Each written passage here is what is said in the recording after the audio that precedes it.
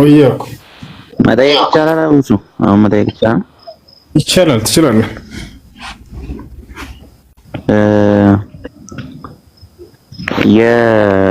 የኔ ጥያቄ አሁን ለምሳሌ አንድ ሰው እስላም ቢሆን ወይ ደግሞ ሙስሊም ቢሆን የዘላለም ህይወት ያገኛል ወይ የሚል ጥያቄ ነው የኔ ጥያቄ። አሁን የዘላለማዊ ህይወት ያገኛል። ገነትን አላህ ሱብሓነሁ ወተዓላ ሊያወርሰው ቃል ገብቶለታል።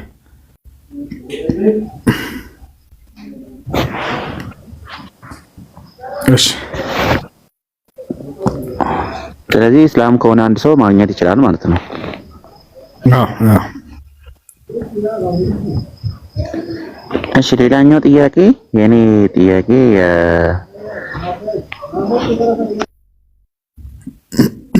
እሺ፣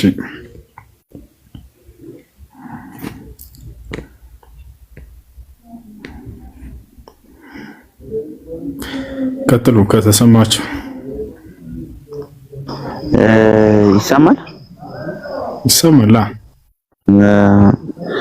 አሁን ለምሳሌ አንድ ሰው አንተ ወንጀል ሰርተህ ወንጀሉን ምንም ህግ አይነት ሳይጠቅስ አንተ ላይ ቢፈርድብህ ፌር ነው ወይ? አይነት ሳይጠቅስ ማለት እሺ፣ ለምሳሌ እግዚአብሔር ሰዎችን ይቅር ይላል፣ አላህ ሰዎችን ይቅር ይላል። አዎ። ለምሳሌ ዝም ብሎ ነው ይቅር የሚለው በምንድን ነው መስፈርቱ? ለምሳሌ ንስሐ ስለገባ ነው፣ ንስሐ ስለገባ ብቻ ይቅር ይላል? ንስሐ ብቻ አይደለም ማለት በንስሐም ይቅር ይላል። ያለ ንስሐ ራሱ በምትሰራቸው መልካም ስራዎች መልካም ስራ ኃጢአትን ያስወግዳሉ። ልክ እንዲሁ ከመጥፎ ስራ ራስን መቆጠብም ኃጢአትን ያስወግዳል። አላህ በቁርአን ላይ ኢነል ሐሰናት ዩዝሂብነ ሰይአት ይላል። መልካም ስራዎች መጥፎ ስራን ያስወግዳሉ ወይንም ደግሞ ቅጣትን ያስምራሉ፣ ያስተሰርያሉ። ለምሳሌ ሰውየው ሶላት ለመስገድ በሚቆም ጊዜ ኃጢአቱ ሁሉ ከእርሱ ላይ ይረግፋል። ውዱ በሚያደርግ ጊዜ ኃጢአቱ ሁሉ ከእርሱ ይረግፋል። ነቢያችን ሰለላሁ ዐለይሂ ወሰለም ይህን ሐዲስ ላይ ተናግረዋል። ኢነል ዐብድ ኢዛ ቃመ ዩሰሊ ዩእታ ቢዙኑቢሂ ፈዩضع ዐላ ዑኑቂሂ ፈኩለማ ረከዐ ወሰጀደ ተሐጠት ዐንሁ ኸጣያሁ ሐታ የኽሩጀ ብላ ዘንብ ከማ ቃለ ነብዩ ሰለላሁ ዐለይሂ ወሰለም። ነቢያችን ሰለላሁ ዐለይሂ ወሰለም ሐዲስ ላይ አንድ ሰው ሶላት ለመስገድ ለጌታው ለአላህ በሚቆም ጊዜ እርሱ ርኩዕና ስጁድ ባደረገ ቁጥር ኃጢአቱ ከእርሱ ላይ ይረግፋል፣ ያለ ኃጢአት ሆኖም እስኪወጣ ድረስ ይሆናል አሉ። ስለዚህ አምልኮ መስራት፣ አምላክ ያዘዘህን ትእዛዛት መስራት ኃጢአትን ያስተሰርያል። ወደ መስጂድ መሄድ አምልኮ ለመፈጸም ራሱ ያ እያንዳንዱ እርምጃ ኃጢአትን እንደሚያስምር ነቢያችን ሰለላሁ ዐለይሂ ወሰለም ተናግረዋል። ጽድቅ ለመስራት እየሄድክ ነውና ነቢያችን ሰለላሁ ዐለይሂ ወሰለም ኢነከ ላ ተኽጡ ኹጥወተን ኢለል መስጂድ ኢላ ረፈዐከ አላሁ ቢሃ ደረጀተን ወሐጠ ቢሃ ዐንከ ያዕኒ ሰይአተን። ነቢያችን ሰለላሁ ዐለይሂ ወሰለም ሐዲስ ላይ አንተ ወደ መስጂድ ሶላት ለመስገድ ጌታህን አላህን ለመገዛት አትራመድም፣ በእያንዳንዱ እርምጃ አላህ ደረጃህን ከፍ ያደረገልህ ቢሆን እንጂ ኃጢአትህንም የማረልህ ቢሆን እንጂ አሉ። እያንዳንዱ መልካም ስራዎች ሁሉ ስትጾም ጊዜ አምላክ ያዘዘህን ትእዛዛት በሰራህ ቁጥር ኃጢአትህ ይማርልሃል። ሐጅ ሲያደርግ ሰው ነቢያችን ሰለላሁ ዐለይሂ ወሰለም አልሐጅ አልመብሩር ለይሰ ለሁ ጀዛኡን ኢለል ጀና ይላሉ። ጥርት ያለ ሐጅ ያደረገ ገነት እንጂ ሌላ ምንም እንዳይለውም አሉ። በሌላ ሐዲስ ላይ ነቢያችን ሰለላሁ ዐለይሂ ወሰለም መን ሐጀ ፈለም የርፉት ወለም የፍሱቅ ረጀዐ ከአነማ ወለደትሁ ኡሙሁ አለ። ወደ መካ በመሄድ ሐጅ ያደረገ በዚያ ላይ ክፉ ቃልን ክፉ ተግባርን ያልተናገረ ያልሰራ ልክ እናቱ እንደወለደችው ሕፃን ያለምንም ኃጢአት ሆኖ ይመጣል አሉ። ምክንያቱም የአምላኩን ትእዛዝ ስለፈጸመ። ስለዚህ ኃጢአትን የሚያስምረው ንስሐ ማድረግ ብቻ ሳይሆን ጽድቅን ማድረግ ሁሉ ኃጢአትን ያስተሰርያሉ። ሃይ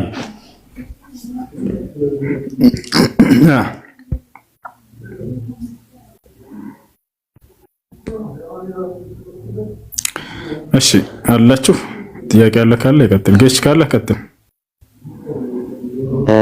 ኃጢአት በክርስትናና ኃጢአት አሁን በክርስትና ደም ሳይፈስ የኃጢአት ስርየት የለም ይላል። በእኛ በክርስትና ደም ሳይፈስ የኃጢአት ስርየት የለም ነው። ደም ካልፈሰሰ የኃጢአት ስርየት የለም ነው። ይሄን ያው ለእስራኤላዊ የተሰጠ ሕግ እንደሆነ ታውቃለህ። ዘሌዋውያን ላይ ያለ ሕግ ነው። ደም ሳይፈስ ያ ደም ከዛ ኃጢአት እንደሚያመጣቸው። ግን አሁን እኔ ያንን ጥያቄ ልጠይቅ የፈለኩት አላህ እኔን ዝም ብሎ እኔ ለምሳሌ ንስሐ ስለገባው ስለተጸጸትኩ ብቻ ስለሆነ ይቅር የሚለኝ ከሆነ ፍትሃዊ አምላክ ነው ወይ ነው እኔ ጥያቄ። አዎ ሰዎች ለምሳሌ አሁን እሺ እንትናን ታውቀዋለህ? እኔ ብዙ ጊዜ የምጠይቀው ማን ነው ሂትለር፣ አዶልፍ ሂትለርን ታውቀዋለህ? እሷን በጣም ብዙ ሰዎችን ገለዋል። እንደው መጥቶ ሻሃዳ ቢወስድና እስልምናን ቢቀበል የእሱ ኃጢአት ይቅር ይባልለታል ወይ? ይቅር ሲባልለት ደግሞ ዝም ብሎ በነው ወይ? ይቅር ሲባልለት ደግሞ ለምሳሌ አንድ ዳኛ ዝም ብለህ ምህረት አድርጌልሃለሁ ቢል ፌር ነው ወይ? በጣም ጥሩ። አሁን እንትን አልከው ለይኸው ቅድም ኃጢአት ብለህ ነው በጥቅል የጠየቅከው። አዎ ለኃጢአት ሁሉ ንስሐ ያስፈልጋል። ንስሐ ከተደረገ አላህ ይቅር ይላል። ነገር ግን ኃጢአት ለሁለት ይከፈላሉ። አንደኛ አንተ ከሰው ጋር ንክኪ ያለው ወንጀል፣ ለምሳሌ ሰው መግደል። ሁለተኛ ከሰው ጋር ንክኪ የሌለው የወንጀል አይነት አለ። ለምሳሌ አንተ አስካሪ መጠጥ ብትጠጣ ማንንም አልጎዳህም አይደለ? ራስህን ነው የጎዳኸው በራስህ ገንዘብ። ነገር ግን ሰውን ሄደህ ስትገድል፣ ስትሰርቅ፣ ስትሰድብ፣ ስትመታ፣ ስታማ፣ በክብር ላይ ስትረማመድ፣ ይሄ ደግሞ ከሰው ጋር ንክኪ ያለው የወንጀል አይነት ነው። አምላክ አላህ ሱብሓነሁ ወተዓላ በአንተና በእርሱ መካከል ማንንም ሳትበድል ራስህ ላይ ባደረግከው በደል ይቅር ልልህ ቃል ገብቷል። አይደል? እሱ ነው። እሱን ንስሐ ካደረክ ይቅር ይልሃል። ስትጠጣ ከነበረ 3 መስፈርቶች ያሉት የንስሐ መስፈርቶች፣ ዝም ብሎ ከንቱ አይደለም። አንደኛው መስፈርት ምንድነው? አነደም ዐላ ማ መዳ፣ ስላለፈው መጸጸት። ሰው በትክክል ንስሐ ማድረጉ የሚታወቀው ምልክቱ ምንድነው ከተባለ ያን የሰራው ወንጀል ባስታወሰ ቁጥር ልቡ ይሰበራል። የአምላክን ትእዛዝ ያመፀበት ጊዜ መሆኑን ያስታውስና በዚያ ነገር ይጸጸታል። ይህን መስፈርት አለማሟላቱን እንዴት ማወቅ ይችላል ሰውየው በራሱ ላይ ከተባለ ያን ኃጢአት ባስታወሰ ቁጥር ደስታ ይሰማዋል። ደስ የሚል ጊዜ ያሳለፍኩበት እኮ ነው ያ ጊዜ የሚል ሰው አጋጥሞ አያውቅም? ኃጢአት የሰራበትን ጊዜ። ይሄ ሰው ንስሐ አለማድረጉ ምልክቱ ነው። በትክክል ንስሐ ያደረገ ሰው ምልክቱ ደግሞ ምንድነው? ያን ኃጢአት ያደረገበትን ጊዜ ባስታወሰ ቁጥር ይሄ አምላኬን ያመጽኩበት ጊዜ ነው ብሎ ይጸጸታል። ሊያለቅስ ሁሉ ይችላል፣ ሊያነባ ሁሉ ይችላል። ይሄ ሰው በትክክል ንስሐ ማድረጉ ምልክቱ እንደሆነ ነብዩ ሰለላሁ ዐለይሂ ወሰለም ተናግረዋል። ሐዲስ ላይ ምን አሉ መሰለህ? አነደሙ ተውባ አሉ። ጸጸት አንዱ የንስሐ መስፈርት ነው አሉ። ሁለተኛው መስፈርት ምንድነው? አልኢቅላዕ፣ እርግፍ አድርጎ ያንን ወንጀል አሁን ላይ መተው አለበት። ሰውየው ለምሳሌ እየጠጣ እዚያው ንስሐ ገብቻለሁ ጌታዬ ቢል ይሄ አይቻልም።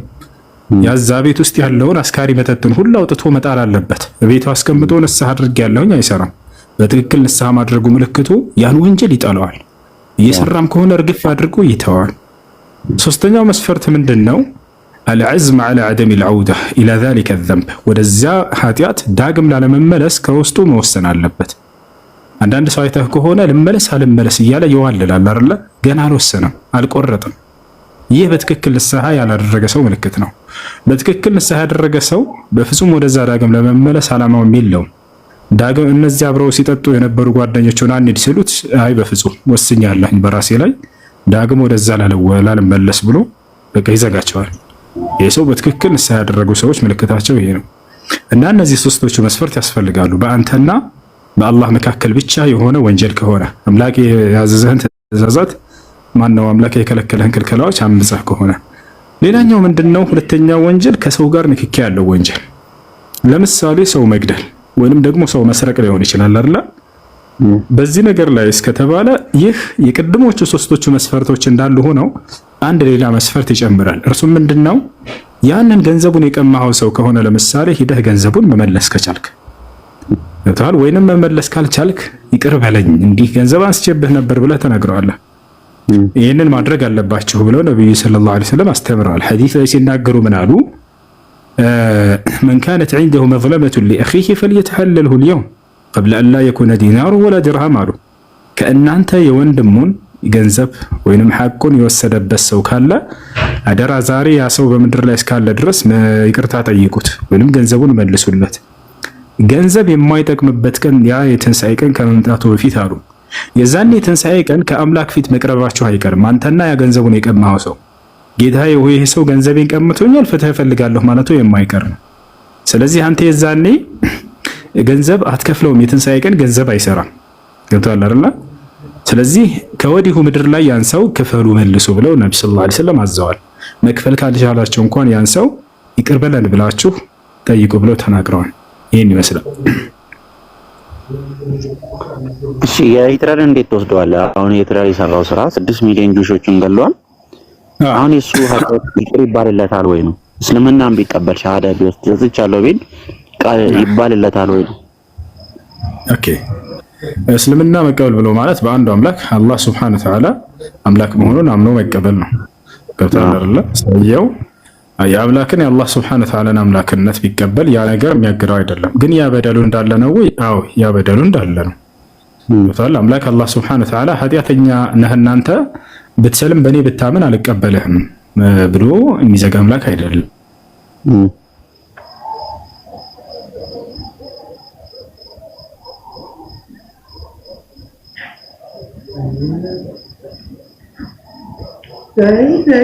አይሰማም?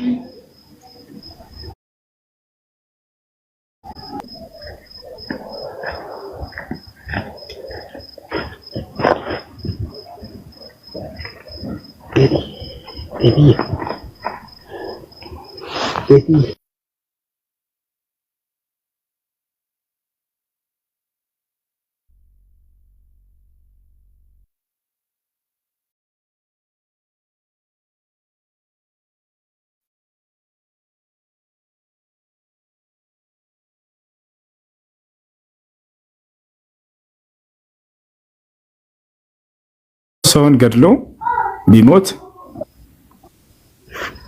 የሶስት አካል ሐቅ አለበት። እኔ ለምሳሌ አንድን ሰው ገደልኩኝና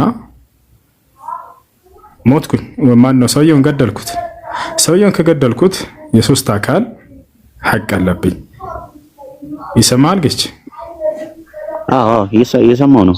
አዎ አንደኛው የማን ነው ከተባለ የአላህ ሐቅ አለብኝ። ምክንያቱም አላህ የፈጠረውን ነፍስ ማጥፋት ወንጀል ነውና አምላክ አላህ ማንንም ነፍስ ቢሆን አላግባብ እንዳትገሉ ብሏል። አንድን ሰው ብገድል እኔ ያለምንም ምክንያት የአላህ ሐቅ አለብኝ እርሱ የፈጠረውን ነፍስ ስለጠፋ። ሁለተኛ የማን ሐቅ አለብኝ ከተባለ የቤተሰቦቹ የሟች ቤተሰብ ሐቅ አለብኝ እንደ ኢስላም። ሶስተኛ የዚያ የገደልኩት ሰው ሐቅ አለብኝ። በአንተና በአላህ መካከል ያለውን አምላክ ያላህ ሆይ ከዚህ በኋላ የሰውን ነፍስ ላነጣፋ ብለህ እስከዛሬ ካደረግከው ኃጢአት ንስሐ ታደርጋለህ። በአንተና በቤተሰቦቹ መካከል ያለውን ደግሞ ለቤተሰብ ካሳ እንድትሰጥ ታዘሃል። ወይንም ደግሞ ነፍስን ያጠፋ ነፍስ ይጠፋል። አውቆ ከሆነ ያጠፋው ማለት ነው። ሳያውቅ ከሆነስ? ሳያውቅ ከሆነ ለምሳሌ ሰውየው አንተ መኪና እየነዳህ እያለህ ገባብህ ሰውየውና ገደልከው ሳታስበው ማለት ነው። በዚህ ካሳ ክፈሏል እንጂ አላህ የገደለ ይገደል የሚለው በዚህ አይሰራም። አውቆ ሆን ብሎ ለመግደል አስቦና አቅዶ የገደለ ሰው ነው እሱ። ሌላኛው ነገር ምንድነው? የሟቹ ሐቅ አለብን። ገብታችኋል አይደል? ነገ የትንሣኤ ቀን ያ ሰውዬ ጋር መገናኘታችን የማይቀር ነው። አምላክ ያላህ ሆይ ይሄ ሰው ደሜን አፍስሷልና ፍትህ እፈልጋለሁ ማለቱ የማይቀር ነው። የዛኔ አንተ በምድር ላይ አምላክ ያዘዘህን ፈጽመህ ከሆነ ያም ማለት በአንተና በአምላክህ መካከል ያለውን አስተካክለህ ከሆነ በንስሐ ዳግም ወደዛ ኃጢአት ካልተመለስክ ለቤተሰቦቹ ማድረግ ያለብህን ግዴታ ተወጥተህ ከሆነ በአምላክ አላህ ሱብሓነሁ ወተዓላ ለዚያ ለተበደለው ሰው ነገ የትንሣኤ ቀን በተበደለው በደል ልክ ምንዳን ይከፍለዋል። በጀነት ላይ ደረጃውን ከፍ ያደርግለታል። ተበድሏልና ደሙ ፈሷልና አላግባብ ይወታል። ያ ነው እንዳውም ያላግባብ የተገደለ ሰው የገነት እንደሚሆን ወይንም የሰማዕታት ደረጃን እንደሚያገኝ ነቢያችን ሰለላሁ ዐለይሂ ወሰለም ተናግረውለታል። ያ ነው ያ ንስሐ ያደረገውም ሰው ወደ አምላኩ በመመለሱ እርሱ ተጠያቂ እንዳይሆን ወይንም ተቀጭ እንዳይሆን የሚያደርገውን የሆነ መልካምን ነገር አላህ ሱብሓነሁ ወተዓላ ይሰጣል። እንዳጠቃላይ አንድ ሂትለርን ነው እንደ ምሳሌ የጠየቀ የነበረው። ሂትለር ከሃዲ ነው እና አንድ ሰው በክህደት ዓለም የሰራው ኃጢአት ካለ ወደ አምላኩ ዳግም ከተመለሰ አምላክ አላህ ሱብሓነሁ ወተዓላ ይቅር ሊለው ቃል ገብቷል። ነገር ግን ያን የበደለውን በደል እንዲክስ አስቀምጦበታል። ሂትለር ቢኖር እነዚያን ሰዎች የሚከስበት ካለ ቤተሰቦችን የመካስ ወይንም ደግሞ ወደ ጌታ በትክክለኛው መንገድ ንስሐ የማድረግ እንትን ግዴታ ተጥሎበታል። እርሱን እናም ሳያችሁ ማለት ነው። ሰውየው ሳያምን ነው የሞተው። ነገር ግን እንደ ምሳሌ ስላመጣው ነው። ሀይ ስለዚህ አሁን እሱ ስጠቀልለው ምን ትለዋለህ? ይቅር ይባላል ወይስ አይባልም? አሁን ሂትለር ቢሆን አላህ ወሃዳ እስልምና ይቀበለዋል። በእነዚያ በግፍና በደል በሰራባቸው ሰዎች መጠየቁ አይቀርም። ነገር ግን ያንን ነገር በትክክል ሰውየው ንስሐ አድርጎ ከሆነ ከዚያ በኋላ ንስሐውን ይቀበለዋል ነው። ንስሐውን ይቀበለዋል። አምላክ አላህ ሱብሓነሁ ወተዓላ በሌላ እምነት ላይ የነበሩ ሰዎች ኃጢአትን አድርጋችኋልና ቀድማችሁ እኔ እስልምናችሁን አልቀበላችሁም ብሎ የሚዘጋ አምላክ አይደለም። አይ እሺ ሙሴ በቀለ ጥያቄ ምንድን ነው?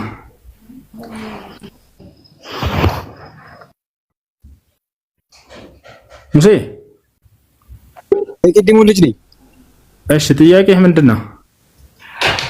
ጥያቄው ስልጣን እንዴት ተሰጠ የሚለው ላይ ነው። ኢየሱስ ክርስቶስ በማመናችን ያገኘነው ስልጣን በማስረጃ ጋር ብለህ ነበርክ። ኦኬ ማለት ኢየሱስ ክርስቶስ ስልጣን የተሰጠው ፍጡር ስለሆነ ነው። አምላክ ስልጣን አይሰጥም አይደል? ኢየሱስ ክርስቶስ ስልጣን ተሰጠ መባሉ ፍጡር መሆኑን የሚያሳይ ግልጽ የሆነ ጥቅስ ነው። አዎ እኔ እኮ እሱን ነግሬሃለሁ እኮ ኢየሱስ ክርስቶስ ፍጡር ነው ብዬ ቅድም አልነገርኩም እንዴ?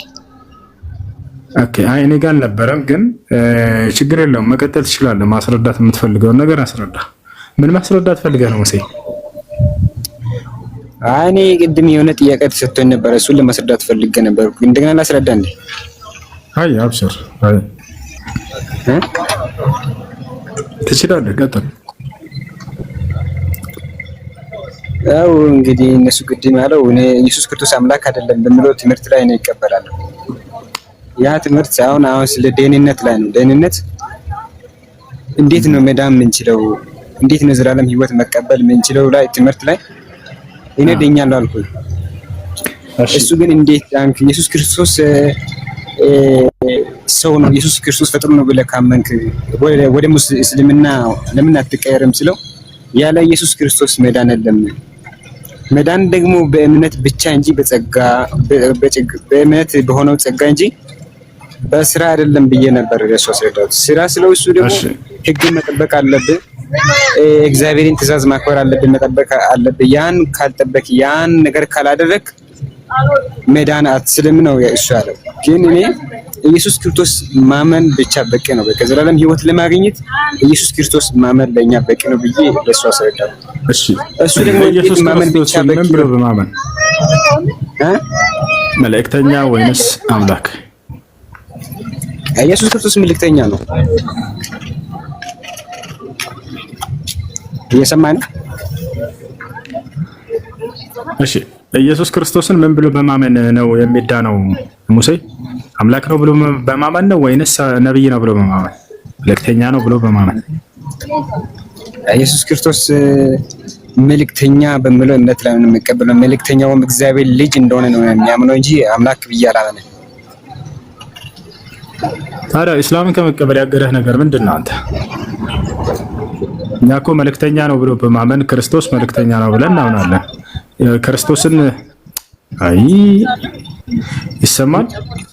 ይሰማኛል። አይነት ኔትወርክ ነው በአላህ አይሰማም?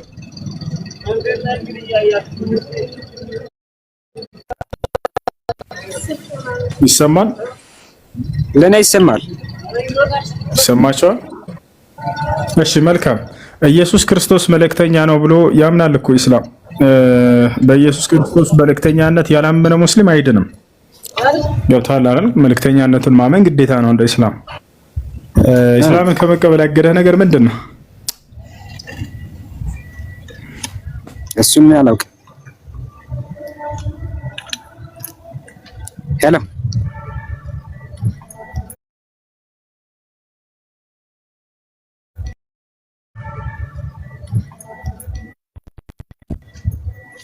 አይሰማም እንዴ?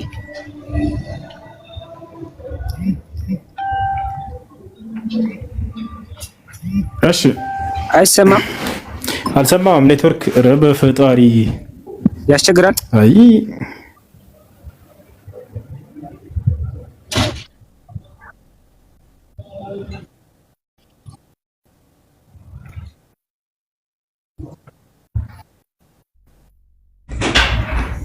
ወይኔ በፈጣሪ እና ያስቸግራል ማለት ነው። እሺ ይቆራረጣል። ክርስቶስን ይሰማሃል? አሁን ለኔ ይሰማኛል።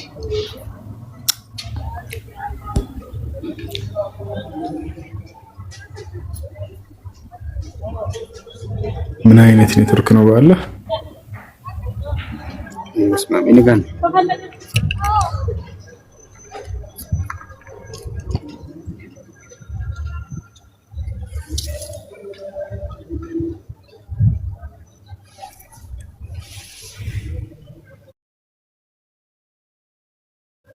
እሺ አሁን ይሰማል?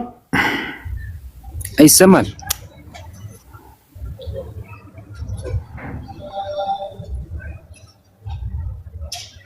እሺ ኢየሱስ ክርስቶስን መልእክተኛ ነው ብሎ በማመን ከሆነ በእስልምና ኢየሱስ ክርስቶስ መልእክተኛ ነው ተብሎ ይታመናል። እስልምና ከመቀበል ያለበት ነገር ታዲያ ምንድን ነው? እስልምና እኮ ህግ ያለው ህግና ደንብ ስላለው ህግና ደንብ ግዴታ ማክበር አለብህ። ህግና ደንቡን ወይም ትእዛዙን ማለት አሁን ለምሳሌ የእምነቱ መስገድ አለብህ፣ እግር እጅ መታጠብ አለብህ። ደግሞ የብዙ ህጎች አሉ ውስጥ ላይ የሚጠበቀው ነገር ግዴታ አንተ መጠበቅ ያለበት ነገሮች አሉ። የለም ብለህ እግር እጅ የሚታጠበው ለምንድን እንደሆነ ታውቃለህ ሙሴ? እሱ ማለት ንጽህና ብሎ ነው። እሱን አይደለም። አያል ተረዳኸው? አይደለም። እጅና እግር የሚታጠበው ከንጽህና ውጭ ሌላ አለ? ለአምልኮ ነው። ለአምልኮ ዝግጅት ነው እኮ ውዱ ይባላል። እሱና አምላክህን አንዱን አምላክ ለማምለክ የምታደርገው ዝግጅት እንጂ እሱ ሌላ አይደለም።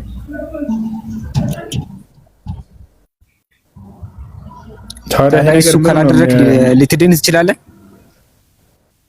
አንድ አምልኮ ማድረግ አለብህ አይደል? አንተ አሁን ባለህበት መንገድ ላይ ሆነህ አምላክህን ታመልካለህ አይደል? አመልካለሁ። ለዛ የሚደረግ ዝግጅት እንጂ ሌላ አይደለም። ልክ እንዲሁ ለምሳሌ ሙሴ ወደ ቤተ መቅደስ በሚገባ ጊዜ መስዋዕት ለማቅረብ ጫማህን አውልቅ ተባለ፣ እግርህን ታጠብ ተባለ፣ እጅህን ታጠብ ተባለ። ይህን ሁሉ ያደርጉ ነበር ነቢያቶች። ኢየሱስ ክርስቶስ አምላኩን በዛ ጊዜ በጉልበቱ ይበረከክ ነበር፣ በግንባሩ ይደፋ ነበር። ይሄን ካላደረክ ትድናለህ ወይ አትድንም ወይ እያሉ ፍልስፍና መፍጠር በዚያ ላይ ምንም ይሄ ከእውነት ለመሸሽ የሚደረግ የሆነ እንትን ነው፣ ሌላ አይደለም። አምላክህን ለማምለክ የአምላክ በነቢያት በኩል ያዘዘን ትእዛዛት መፈጸም፣ ይሄን አምልኮ ብሎ ማለት። አምልኮ ማለት አምላክ በነቢያት በኩል ያዘዘን ትእዛዛት መፈጸም ነው። እርሱ አምልከኝ ባለህ መንገድ ማምለክ ነው። ስለዚህ አንዱን የአምልኮ ስርዓት ነው ደግሞ እሱን ታጠብ የሚለው ትእዛዝ የመጣው እንጂ ለምሳሌ ጸሎት ለማድረግ እኔ ምንም መታጠብ አይጠብቅብኝም። በፈለኩበት ሰዓት 24 ሰዓት ቁጭ ብዬም እየሄድኩም ተኝቼም ተጋደሜም በፈለኩበት መንገድ አምላኬን ማምለክ ጸሎት ማድረግ እችላለሁ። አላህ በቁርአን ላይ ሲናገር الذين يذكرون الله قياما وقعودا وعلى جنوبهم ማለት ይታል አይደል? ቁመው ተኝተው እየሄዱም በጀርባቸው ጋደም ብለው እንደፈለጉ የሚጸልዩ ናቸው እያለ ይናገራል። ስለዚህ ትችላለህ በሁሉም መንገድ ጸሎት ማድረግ፣ ጌታን ማምለክ፣ ወደ ጌታ ምስጋናና ወዳሴን ማድረስ ይሄ ነው። እሺ እና ስግደቱስ ስግደት ደግሞ ልክ ኢየሱስ ክርስቶስ ሲሰግድ በነበረበት መንገድ ይሄንንም የስግደታችንን አይነት መጽሐፍ ቅዱስ ላይ ኢየሱስ ክርስቶስ ሲሰራው ከነበረው ውጭ ሌላ አይደለም። ኢየሱስ ክርስቶስ ጸሎት ለማድረግ በምትጀምሩ ጊዜ በምትቆሙ ጊዜ ብሎ ተናገረ። አንደኛ ቆሞ ጸሎት የማድረግ ስርዓት አለ ስግደታችን ላይ ሶላት ስንሰግድ አይደለም። ከዚያ ቀጥለን ምን እናደርጋለን? አይተህ ከሆነ በጉልበታችን እንበረከካለን። ኢየሱስ ክርስቶስም እንዲሁ ጥቂትም አለፍ ብሎ በጉልበቱ በመንበርከክ ጸለየ ይላል። ከዚያ ቀጥሎ የምንሰራው ምንድን ነው? በግንባራችን በመደፋት መጸለይ ነው። መጽሐፍ ቅዱስ ላይ ምን ይላል? ኢየሱስ ክርስቶስም አለፍ ብሎ በግንባሩ በመደፋት ጸለየ ይላል። አየህ፣ በሶስቱም መንገድ ክርስቶስ ይጸልያል። እኛም በዚያ መንገድ ነው የምንጸልየው። ይሄ ነው ጸሎትና ስግደት ይለያል እኮ። እናንተ ግዴታ ነው ስግደት። ያው አንድ ሰው እኮ ጸሎት ማለት አንተ በፈለክበት ጊዜ የምትጸልየው ጸሎት እየሰማኝ ነው። አዎ፣ በፈለክበት ጊዜ ትጸልያለህ። አዎ፣ በፈለክበት ጊዜ ጸሎት እኮ የጋራ ነው እንጂ ጸሎት የግል ነው እንጂ የጋራ አይደለም። እንደፈለክ በፈለክበት ሰዓት መጸለይ ትችላለህ፣ አትከለከለም። ማስረጃ ከፈለክ እሰጥሃለሁ። ነቢያችን ሰለላሁ ዐለይሂ ወሰለም በሁሉም ሁኔታቸው ሆነው አምላካቸውን አላህን ይገዙ ነበር። ካነ ነቢ ሰለላሁ ዐለይሂ ወሰለም የዝኩሩላህ ፊ ኩሊ አሕያኒሂ አለች እናታችን አይሻ። የአላህ መልእክተኛ ነቢ ሰለላሁ ዐለይሂ ወሰለም በሁሉም ሁኔታቸው ላይ ሆነው አላህን ይገዙ ነበር፣ ያወሱ ነበር አለች። በሁሉም ሁኔታ ሆነ ገደብ የለው። እንደፈለክ ሆነህ አላህን ትገዛለህ። ታዲያ ለምንድን ነው በቀን 3 ጊዜ እናንተ የምትሰግዱት? ታዲያ እንደፈለክ እኮ ነው ጸሎት እንደፈለክ ነው። አይዋ 3 ጊዜ ሳይሆን 5 ጊዜ ነው። እሺ እሱ ግዴታ ተደርጎ የተደነገገው ነው። ያ ማለት ከዚህ ውጭ እንዳትሰግዱ አልተባልንም። አየህ፣ አልተገደበንም። እንደፈለግን ሺህ ጊዜ ሱና ሶላትን መስገድ ትችላለህ። ለምሳሌ ሌሊት ትነሳ እናንተ ከአሁኑ ሰዓት ጀምረህ እስከ ንጋቱ ድረስ መስገድ ከፈለክ ትሰግዳለህ። የሚከለክልህ የለም። ነቢያችን ሙሐመድ ሰለላሁ ዐለይሂ ወሰለም ሌሊቱን ሙሉ ሲሰግዱ ያድሩ ነበር። ሐዲስ ላይ ከፈለክ አውጥቼ አሳያለሁ። አላህ በቁርአን ላይ ቁም ሌይለ ኢላ ቀሊላ ብሏል። ሌሊቱን ሙሉ ቁመህ ስገድ ከፈለክ ብሏል። ያ ትችላለህ። ግዴታው እስከ ስንት ነው? ግዴታ 5 ጊዜ ብቻ ነው። 5 አውቃት ሶላት ጊዜ ብቻ ነው። ነገር ግን አልተገደበም። ከዚያም በላይ እንደፈለክ ሱና ሶላቶችን እንድትሰግድ ተደንግጎልሃል። ግዴታውን ካላደረሱ መዳን አልችልም። አምላክህን ማምለክ ግዴታ መሆኑን ታውቃለህ አይደለ? የተፈጠርክበት ዓላማ ነው። በአንድ አምላክ ስታምን ጊዜ እርሱን ስታምን ጊዜ ማመን ብቻ ሳይሆን እርሱን መገዛት አለብህ። ገብቶሃል? ማመንህ ምኑ ላይ ነው ታዲያ? እርሱ ያዘዘህን ግዴታ አልፈጽምም ካለ ሰውዬው፣ ለምሳሌ አንተ አመንክ ጌታህን፣ ነገር ግን አልሰማህም፣ አንተ ዝም ብዬ በቃ የምታዘውን ትእዛዛት አልፈጽምም ብትለው አምላክህን፣ ይሄ አመንክ ሊባል አይችልም። ገብቶሃል አይደል?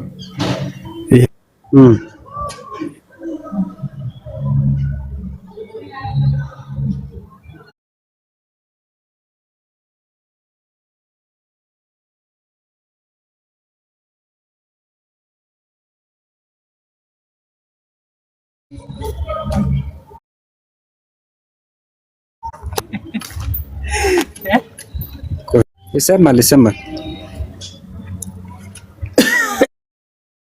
እሺ፣ እና ይሄን ይመስላል። ሌላኛ ጥያቄ ምንድን ነው? አሁን እኔ እኮ የእስልምና እምነት የማልቀበለው ወይም ኦርቶዶክስም በሆነ አንዳንድ ጊዜ ጴንጤ ምንም የማልቀበለው፣ ያ ጴንጤ የተለያየ ጴንጤ አለው። እኔ ጴንጤ በሆነም የተለያየ ጴንጤ አለው። አንድ አይነት አይደለም ጴንጤ።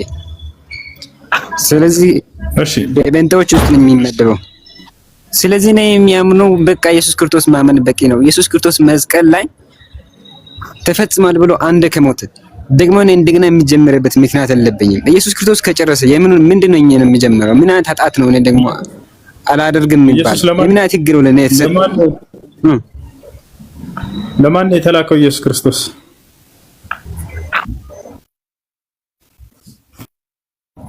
ኢየሱስ ክርስቶስ የተላከው ለዓለም ሁሉ ነው።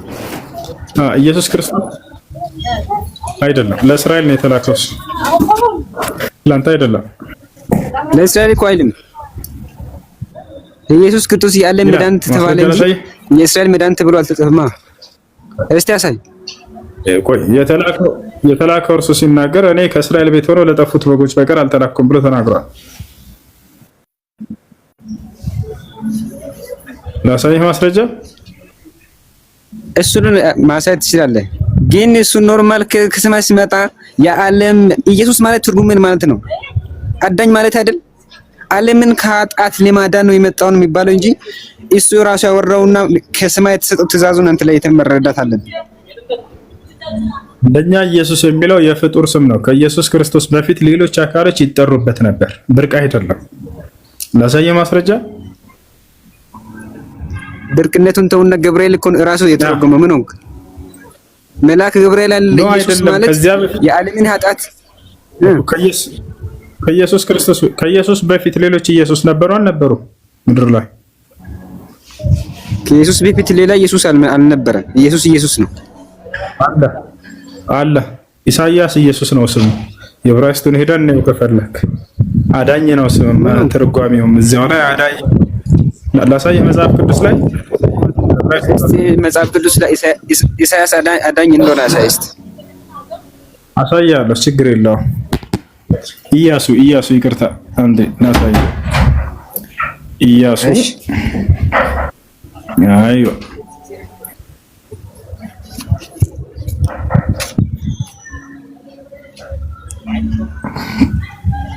ለምሳሌ አንዱን እንመልከትና ዘጸአት 17 ተከታተለኝ። እሺ ዘጸአት 17:9 ነው። አይ እሺ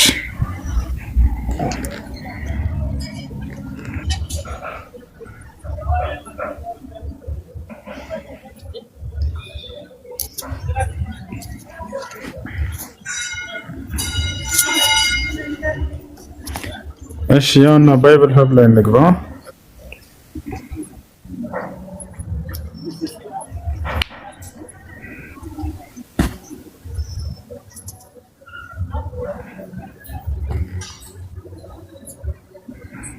ይዘገያል መሰለኝ ከከፈተን ያውና ችግር የለውም። ያውና ዘጸአት 17:9 ላይ እንገባለን። ዘጸአት 17:9 ያና ችግር ላሳየህ ነው። ብራይስት ላይ ገብተን እናያለን። ወደ አማርኛ እንቀይራለን እዚህ። እሺ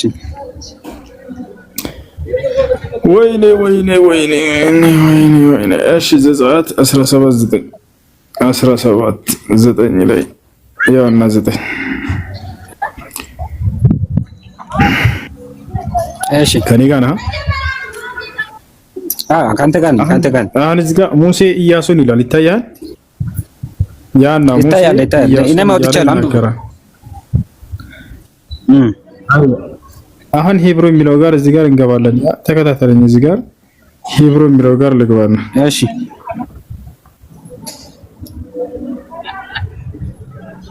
ቆይ አንዴ ታገስ። ችግር የለም።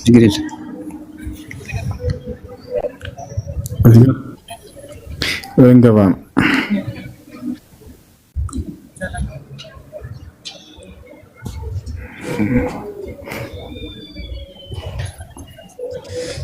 እሺ ያውና ዘጸአት 17:9 እዚህ ጋር ይገባ። ኔትወርክ በጣም ስለሚዘገይ ነው። ይታያል። እዚህ ጋር ይታያል።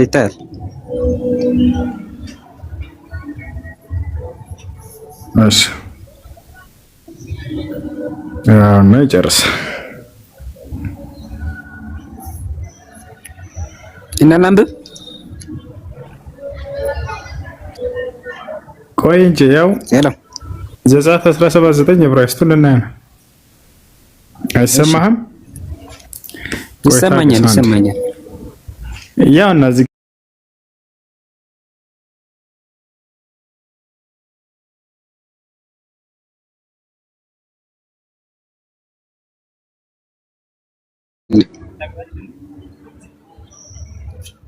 የዕብራይስጡን ነው ያወጣኸው ወይንስ አማርኛ? አማርኛ ነው ንጋለሁ። ያውና ኢያሱ የሚለው ይታያል። ያውና ይታያል። የዕብራይስጡን ሂደህ ያውና ኢያሱ የሚለው ያውና እዚህ ጋር ያው ኢያሱ የሚለው ጋር እዚህ ጋር ምን ያህል መሰለህ? ያው የእግዚአብሔር ማዳን ይላል ፍቺው። የእግዚአብሔር ማዳን ነው ይላል። እዚህ ኢያሱ የሚለው የሹዓ ይላል። ኢየሱስ የሚለውም የሹዓ ነው የሚለው ይታያል። እዚህ ጋር የሹዓ ይላል። ስለዚህ ኢያሱ የሚለው የኢየሱስ ማን ነው? የሹዓ የሚለው አዳኝ የሚለው የኢየሱስ ክርስቶስም ስም ነው። እሺ ብራይ ሽክራ። ልክ እንዲሁ ደግሞ ወላሂ ያና ማዳን ይላል የሙሴ አገልጋይ ስም ነው፣ የኢያሱ ማለት ነው። እና ምን ትላለህ? ይህ ለኢየሱስ ክርስቶስም ይውላል። ስለዚህ ከኢየሱስ በፊት ይጠራበት ነበር። አሁን እኮ ኢያሱ ብሎ ከጥቅስ ሳይሆን እኮ ሰው ትርጉም ይሄን ትርጉም የሰጠው ሰው ነው። እየሰማኝ ነው እኮ ትርጉም ኢያሱ የሚባለው ስም እኮ የእግዚአብሔር ማዳኝ ማለት ነው የሚል አሳየ። የእግዚአብሔር ማዳንነቱ ከጥቅስ ቀጥታ ለምን አያሳይም እንዴ? እኮ አሳየው እኮ ያ የዕብራይስጡን ሄደህ ስታየው ጊዜ ስማቸው አንድ አይነት ነው። ያው የሱዓ የሚለው ለኢየሱስ ይውላል፣ ልክ እንዲሁ ደግሞ ለእንትናም ይውላል። ያውና ለኢየሱስ ክርስቶስም ይውላል። ስለዚህ የኢየሱስም ስም ነው። እኔ እኮ ምለው የሱዓ ደግሞ የእንትናም ስም ነው። እየሰማኝ ነው። እኔ እኮ ያለሁት ቀጥተኛ አሁን ኢየሱስ ክርስቶስም ቀጥታ ገብርኤል ከሰማይ ወርዶ የተወለደው ሕፃን ስሙ ኢየሱስ ይባላል። ዓለምን ከኃጢአት ስለሚያድን ስሙ ኢየሱስ ይባላል ነው ተባለው። ልክ ኢየሱስም እንደዛ ኢየሱስ ማለት አዳኝ ማለት ነው። እንትናን ያድናል የሚል ነገር መኖር አለበት። መዳን እኔም የራስን ስም አዳኝ ብዬ ልሰይም ይችላል። ማንን ያድናል ነው ያውና እዚህ ጋር ተገልጾልሃል። ተባልከው ምን ሆነህ ነው? አታነብም እንዴ? እያነበብኩ ነኝ። ጥቅሱን አጣውኩ። ያውና እዚህ ጋር ኢያሱ የሹዓ የሚለው ፍቺ የእግዚአብሔር ማዳን ብሎ አስቀምጦታል። ይህ ለኢየሱስ ክርስቶስም የሚውል ስም ነው። ያውና ለኢየሱስ የዋለበትንም ያስቀምጥልሃል። እሺ የሁሉ ጥቅስ ነው። ይህ ሁሉ እንዳለ የኢያሱ ስም የተቀመጠበት ነው። የኢያሱ ስም የተቀመጠበት ነው። ለኢየሱስ ክርስቶስም ይውላል። ለኢየሱስ ክርስቶስም ይውላል። ልክ እንዲሁ ደግሞ ለእንትናም ይውላል። ለማን ነው? ለዚህ ለኢያሱ ይውላል። ኢያሱ ደግሞ እሺ በቃ ይሁን፣ እሺ ይሁን። ግን ኢያሱ ደግሞ ማንን ያድናል? ይሄን ጥያቄ መልስ። አይዋ አሁን ወደ ማዳን የሚለው ስለዚህ አሁን ምን ተረዳ መሰለህ? ለኢየሱስም የዋለ ስም ነው። ከእርሱ በፊት ደግሞ ለፍጥረታት ሲውል የነበረ ስም ነው። የፍጡር ስም ነው ማለት ነው። አሁን የማዳን ስልጣን ከተሰጠው ማንኛውም ሰው የማዳን ኃይል አለው። ኢየሱስ ክርስቶስ የማዳን ስልጣን ተሰጥቶት እንጂ ሌላ አይደለም። የሚያድኑ አካሎች አሉ ወይ ከተባለ አዎ፣ ኢየሱስ ክርስቶስ ከመምጣቱ በፊት አዳኝ ተደርገው እግዚአብሔር የላካቸው አሉ። እነዚያን ማየት ከፈለክ እናሳያለን። ቆይ አንተ ለምንድን ነው አንተ ራስን ብቻ የምታወራው? ከነም እየሰማ አሁን ለምሳሌ ስሙት ላይ ብቻ አይደለም ቅድም የጠየቅኩ። ቆይ መጀመሪያ ምን አልክ መሰለህ? ኢየሱስ ማንን ለማዳን ነው የመጣው አልክ? ዓለምን ለማዳን አልኩኝ። ማዳን ወይም አዳኝ የሚለው ስም የያዘ ሰው አለ አልክ? ኢየሱስ ክርስቶስ የተላከው ለእስራኤል ወገን። ታዲያ ኢየሱስ ክርስቶስ ማቴዎስ ወንጌል ያለው ጥቅስ ሳታይ ነው እንጂ እስራኤል ወገን ነው የተባለው ሰርቀው ሰርቀው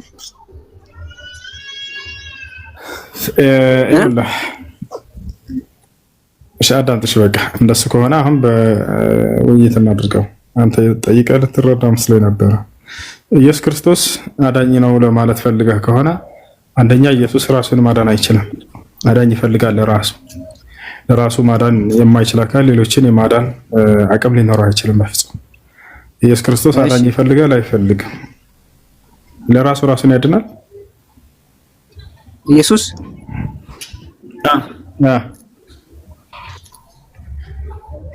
ኢየሱስ እኮ እንዴት ደግሞ ራሱን ያዳለ ሰው ብሎ ለመጣው እንጂ ራሱ ዲኖ እኮ ነው። ምን ነው ምንድነው? እሱ ደግሞ ምን ውስጥ ገብቶ ነው ምንድነው? ለራሱ አዳኝ ይፈልጋል። ማስረጃ አሳየ። እስቲ አሳብ ማስረጃው ነው። አንተ ማስረጃ በቃ ይሄ ከዛኛው ትዘላለህ። እስቲ አሳብ ላይ ማንኛው ምን ነው? በስነ ስርዓት አውራ እንጂ። ምክንያቱም አንተ የጠየቅኩን በስነ ስርዓት መልስ ነው። ምንድን ነው የጠየቀኝ? ያኛልና ምንድን የጠየቅኝ ስትል ምንድን ነው ጠይቀኝ? በስነ ስርዓት ያልመለስኩልህ ኢየሱስ ክርስቶስ አዳኝ እንደሆነ እንዴት ከኢያሱ ጋር ታገናኛለህ ነው ጥያቄው። ኢየሱስ ክርስቶስ የዓለም አዳኝ እንደሆነ ነው የተጻፈው። ኢያሱ የማን አዳኝ እንደሆነ ነው የተጻፈው ነው ጥያቄው። ከኢየሱስ ከየት መጥቶ ኢየሱስ ደግሞ ይበልጣል? ከኢየሱስ ይበልጠዋል። ይሄ ኢየሱስ ቃል በቃል አዳኝ ይፈልጋል። ያኛው ሀገር አዳኝ አይፈልግም ነበር። ማስረጃ ላሳይህ አዳኝ እንደሚፈልግ ኢየሱስ እና ላሳይህ መጽሐፍ ማስረጃ አሳይ። እሺ አሳይሃለሁ። አሁን ልናወዳድራቸው ነው። በኢየሱስና ከኢያሱ ማን እንደሚበልጥ ተመልከቱ። ዮሐንስ ወንጌል ምዕራፍ 12 ቁጥር 27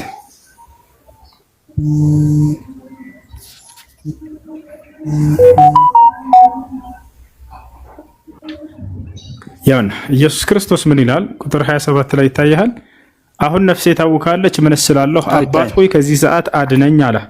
ማን ነው አድነኝ እያለ ያለው ማን ነው? ኢየሱስ ኢየሱስ ነው እኮ ልክ እኮ ነው። በዛን ጊዜ አድነኝ ያለበትን አንድ ቦታ ቆይ ከኢየሱስና ከኢያሱ ማን እንደሚበልጥ አሁን ልናይ ስለሆነ ኢየሱስ አድነኝ እያለ የሚለምን ነው። አዳኝ ይፈልጋል። ኢያሱ አድነኝ ያለበትን አሳየኝ። ኢያሱ አሁን እኮ ልክ ብላል። ኢየሱስ ክርስቶስ አድነኝ ብለዋል። ኢያሱ አላለም። እያስረዳው እኮ ነው ተረጋጋ። ስለዚህ ኢያሱ ይበልጣል አትበለኝ። እንደዚህ ይበልጣል ምን ሆንክ? ተረጋጋ። መጀመሪያ አዳኝ ይፈልጋል። ያ አዳኝ አይፈልግም። ያው በለጠው እኮ መጀመሪያ በደም ምስኪን ነው። አዳኝ ይፈልጋል። ኢየሱስ ክርስቶስ አዳኝ ይፈልጋል አይደለም። ራሱ ዲኖ ነው አለ። ምን ነው ደግሞ እንትን የሚያደርገው ይሳቀር እንዳታስቡኝ። ሙሴ በኢየሱስ አታምንም አይደል? እኔ በኢየሱስ ስም ለምን አላምንም?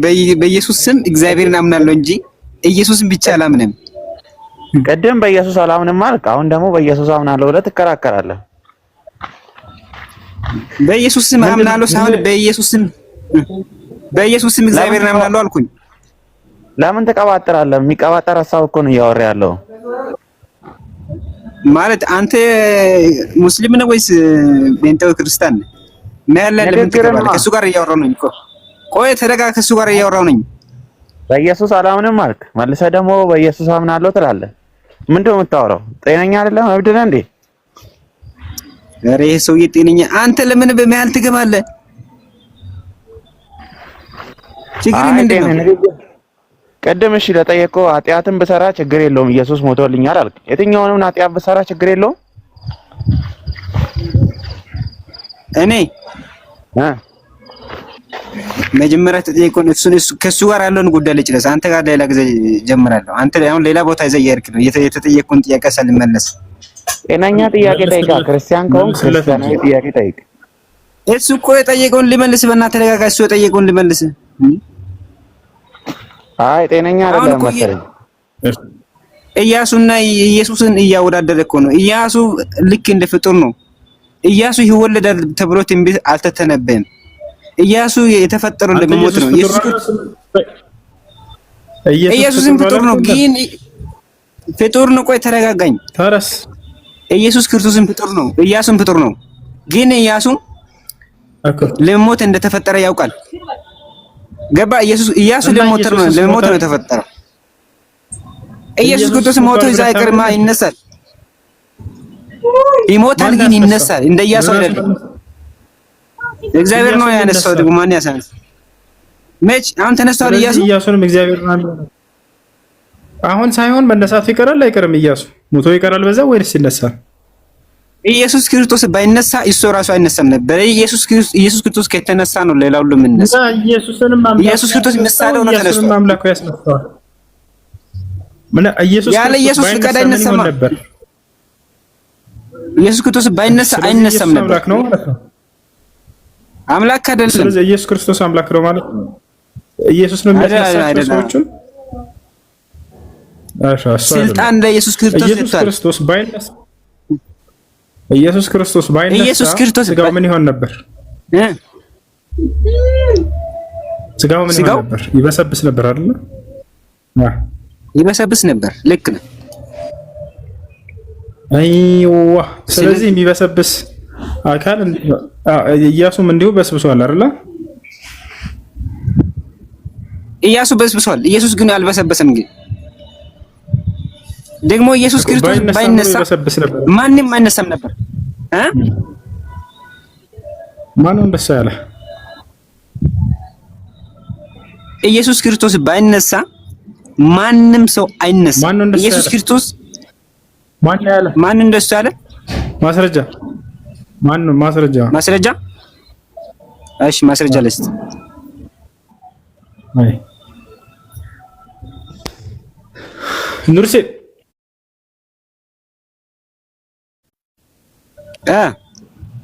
ጤነኛ አይደለም መሰለኝ። ተው በእናትህ ምን አንተ ምንድነው ደግሞ ከእኔ ጋር የምትፈልገው? ክርስቲያን ነህ አንተ ግን ምን አገባኝ እኔ በቃ በራሴ አቋም ነው የሚከራከረው። ክርስቲያንና ሙስሊም ምናምን አትበል። መጠይቀው ጥያቄ በአግባብ ጠይቃ። አታስቸግረው። ልጁ ነው ለማመን ነው ለምንድን ነው የፈለከው? ለእውቀት ነው ምንድን ነው? አንተ ረዳት ነው ወይስ ከሌሎቹ አንተ ምን ነው? አይ እውቀት ከሌለ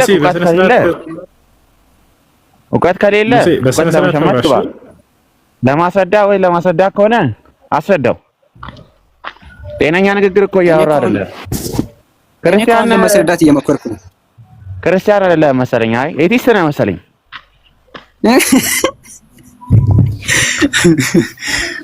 እኔማ ግን የራሴ ሃይማኖት አለኝ። ሃይማኖቱ ገና ያላደገ ነው። ምን መሰል እሱን በትክክል መልስ ካልክ ሃይማኖቱ ገና ነው።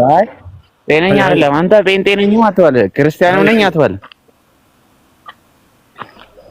አይ ሙሴ በቃታችን ታባድርግሽ ስርዓት የሚባልም ነገር አውቀን ነው ዝም ያልከው ነገራችን ላይ አይ ይቅር በነሰው ጋር ማለት አብዱ ነው መሰለኝ። ኑርዜ እሺ ከታች ጥያቄ አለኝ እያለ ደጋግሞ የሚጽፍ ልጅ አለ። እስኪ አስገቡት።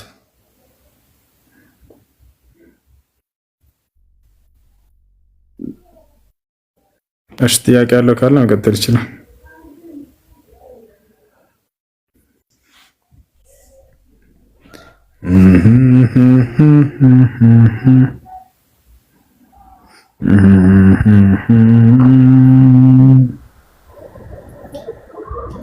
السلام عليكم وبركاته أستاذ. عليكم السلام ورحمة الله وبركاته. እንዴት ነህ? ደህና ነህ? አለ አልሐምዱሊላህ። ማሻአላህ። እኔ አንድ ጥያቄ ነው ያለኝ፣ መጠየቅ እችላለሁ? ይቻላል። ሴት ልጅ ኒቃብ መልበሷን ያው አውቃለሁ ግዴታዋ እንደሆነ፣ ባትለብስ እንዴት ነው? ጥያቄ የሷ ማለት ነው።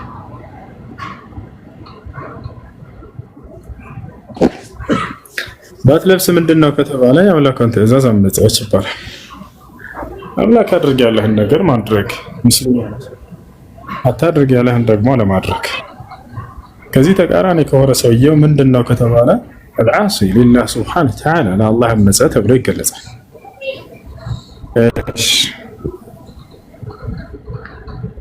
መርሐባ። እሺ ያው ሌላ ጊዜ ከቻልክ ካስገባኸኝ ያው የጻፍኳቸው ጥያቄዎች አሉኝ። አሁን ስላልተመቸኝ ነው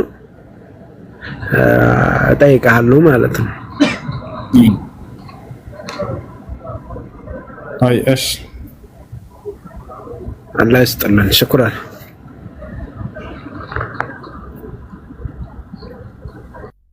እሺ ልጆች ካላችሁ አድሚኖች ካላችሁ እንትን በሉ። እኔ ማስገባት አልችልም። አድሚን አለ እዚህ ቤት። ቶፍ የሚለው ልጅ ከታች አስገቡት። ደጋግሞ እየጻፈ ነው።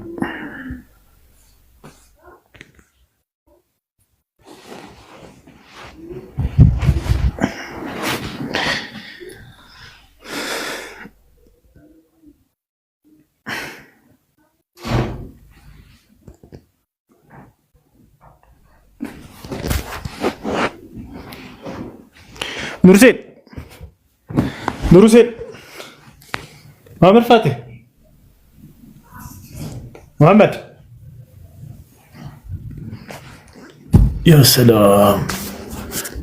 እዚህ ቤት አድሚን የለም አይደለ? ምን ይሻላል? በፈጣሪ ወላሂ ሁላችሁንም እናንሳቸው ነው።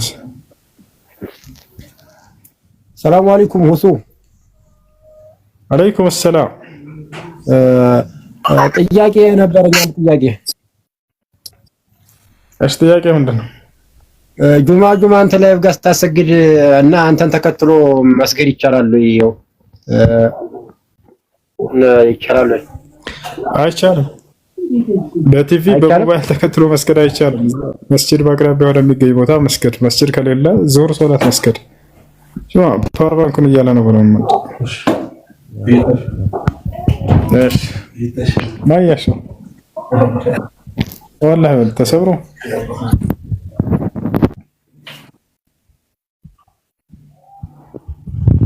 ሰላም አለይኩም ወዙ አለይኩም ሰላም ወራህመቱላህ።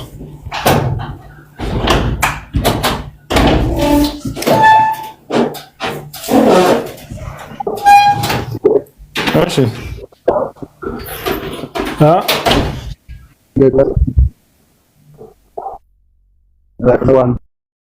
ሁለተኛ ጀማ መጠበቅ አለብህ ወይስ ተሸውሩ ላይ መቀመጥ አለብህ?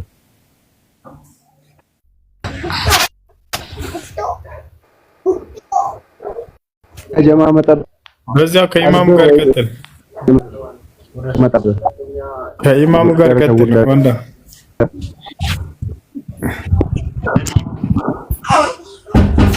እሺ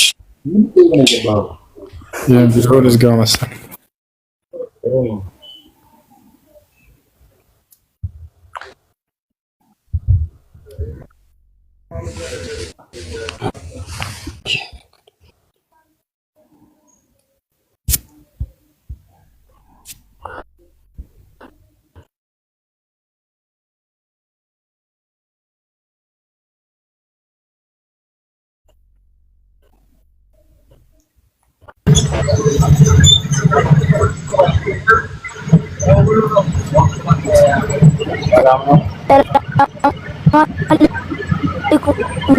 አንድ ጥያቄ ነበረኝ ጠይቅ።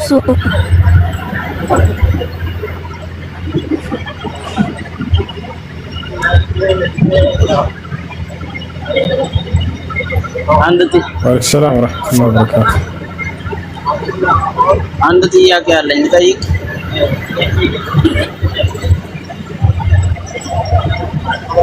ወሰላም ወራህመቱላህ።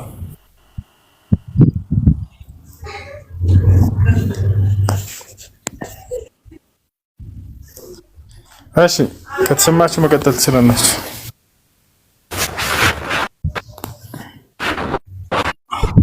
እሱ እኔ ልቀጥል። ሰላም አለይኩም። ወአለይኩም ሰላም። ጥያቄ ምንድነው? ቀጥል። እሱ ብዙም አይደለሁም እምነቴ ላይና አልሐምዱሊላህ ሙስሊም ነኝ። ግን ሁሌም አንድ ነገር ሲባል ጥያቄ ይፈጥርብኛል። እሱም አላህ እስልምና ለኛ መረጠልን የሚለው ዳዋም ላይ አንዳንድ ነገሮች ተሰማኝ። ሰላም አለይኩም። አላህ ለኛ እስልምናን መርጦልን ነው እና እኛን መርጦን ነው ለእስልምና መርጦን ነውና አላህ ያልመረጣቸው ሌሎች አካላቶች እንዴት ይታያሉ? ፍትሃዊነቱ እንዴት ይታያል በሚለው ነው። ጀዛኩም ላይከር መርሐባ። አላህ ሱብሓነሁ ወተዓላ መርጦን ነው ሲባል ምን ማለት ነው? ያ ማለት ለመመረጥ ተገቢ ስለሆን መረጠ ነው። ምክንያቱም አላህ ዝም ብሎ በከንቱ አይደለም የሚመርጠው፣ ደስ እንዳለው የሚሄድ አይደለም አምላክ አላህ። ገብተዋል? በነቢያት በኩል ይሰማቸዋል ልጆች ወይንስ አይሰማም? ይሰማል። ይህ አምላክ አላህ ሱብሓነሁ ወተዓላ ሁላችንንም ንጹህ አእምሮ ሰጥቶ ፈጠረን፣ ሰውን ሁሉ ማለት ነው። ነቢያትን ላከ፣ መጽሐፍን አወረደ። ከዚያ በኋላ አላህ ሱብሓነሁ ወተዓላ ነፃ ምርጫ ፈቃድ ሰጠ ለሁላቸው። ወደ ቅኑ መንገድ ነው ብሎ ጥሪ ያደረገላቸው፣ ከመጥፎ መንገድ ራቁ አላቸው። እሺ የኔ ጓደኛ ሻሃዳ መያዝ ትፈልጋለች እያለች ነው አንዲት ልጅ። እኔ ማስገባት ስለማልችልና አድሚኖች ያስገባት ሱፊ የምትላለች። እሺ እና የሚመራቸው ምን አይነት ሰዎችን ነው ከተባለ አላህ በቁርአን ላይ ሲናገር ወለዚነ ጃሃዱ ፊና ለነህዲየነሁም ሱቡለና አለ። እነዚያ የእኔን ቅኑ መንገድ ለማግኘት የሚፈልጉን ሰዎች ቅኑ መንገዴን እመራቸዋለሁኝ አለ። የእኔን ቅኑ መንገድ ለማግኘት የሚታገሉ ሰዎች ብሎ ገለጻቸው። እነሱን ቅኑ መንገድ እመራቸዋለሁ። እሺ እነዚያን ሳንፈልግም ብለው አሻፈረኝ ያሉትን እነሱን ደግሞ አልመራቸውም የሚለው ደግሞ እነሱ ነው። ስለዚህ አላህ ሲመራ ዝም ብሎ በከንቱ አንዱን ምርት አንዱን ጥምም ሳይሆን አላህ ሱብሓነሁ ወተዓላ መመራት ያለበትን ሰዎች እርሱ መንገዱን አስቀምጦላቸው ትግል ያደረጉ ሰዎችን ይመራቸዋል ማለት ነው። አይ ያንን አንፈልግም ብለው አሻፈረኝ ያሉ ሰዎች ደግሞ በዚያው ጠመው ይቀራሉ። ይሄን ያለው እሺ ፈለማ ዛጉ አዘገላሁ ቁልበሁም ይላል። ስለ ጠማሞች ሲናገር አንቀበልም ብለው ራሳቸውን ያጠመሙ ሰዎችን አላህ አጠመማቸው ይላል። አላህ ዝም ብሎ በከንቱ ከመጀመሪያው ከመሰረቱ አጥምሞ ቢሆን ኖሮ የዛኔ ነበር። ነገር ግን እንደዛ አይደለም። ራሳቸውን ሱቡለና ወኢነላህ ለመዐል ሙሕሲኒን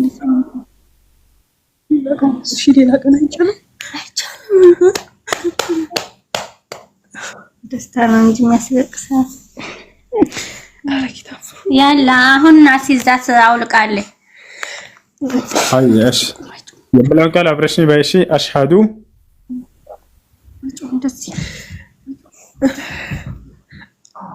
በይ አሽሃዱ ወይ እሱ እንደሚልሽ ነው የምትይው። እኔ ድምጽ ሰጥቼዋለሁ። አሽሃዱ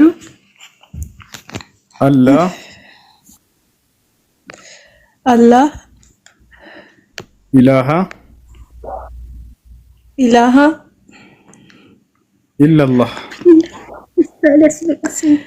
ኢላላህ ወአሽሃዱ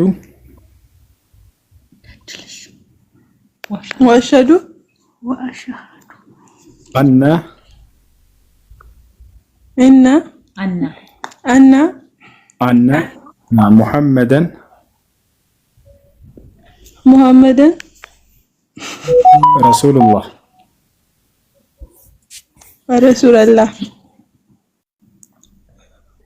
ማሻአላህ። ከዚህ በኋላ ሙስሊም ሆነሻል። አንድ ሰው እስልምና ሲቀበል ያለፈ ኃጢአት ሁሉ ይማርለታል። አላህ በቁርአን ላይ እንደተናገረው ቁል ለዚነ ከፈሩ ኢየንተሁ ይግፈር ለሁም ማ ቀድ ሰለፍ ይላል። ሙሐመድ ሆይ ለነዚያ ለካዱት በላቸው ያለ እስልምናን ከተቀበሉ ወይንም ካለፈው ክህደት ከተቆጠቡ አላህ ያለፈውን ኃጢአታቸውን ይምርላቸዋል ብሎ ቃል ገብቷል። ሻር ውሰጅና ስለ ሶላት አሰጋገድ እቺሽ አስተምሩሻል። ሶላት መስከር ትጀምራለሽ ማለት ነው። አግዟት። እሺ ስለ ሶላት አሰጋገድ ምናምን። እሺ ስሟ ማን ነበር? መሰረት ነው። መሰረት። እሺ ስሟን መቀየር ግዴታ ይሆንባታል። ከፈለገች ትችላለች፣ ካልፈለገችም ችግር የለም። ግዴታ አይደለም፣ መብቷ ነው። ከፈለገች መቀየር ትችላለች፣ ካልፈለገችም ችግር የለበትም። ስሙ አይ እሺ ግን አንተ አውጣላት እስቲ ስም የሙስሊም ስም ማን ትሆን? እሺ ሰሚራ ትሆን ወይንም ደግሞ ኢክራም ወይንም ኢልሃም ወይንም ሂባ ወይንም ረሂማ ወይንም ረህማ። እሺ ኢክራም ያለው ኮሜንት ላይ ኢክራም ይሆን ወይንስ ሐያት? ሃናን ወይንስ ሃናን ይቻላል? ሃናን እኔ ሃናን ብያለሁ። አይዋ አይቻልም መሰል። በቃ ይሁን ሃናን ይሁን። እሺ ሃናን ማለት እዝነት ማለት ነው።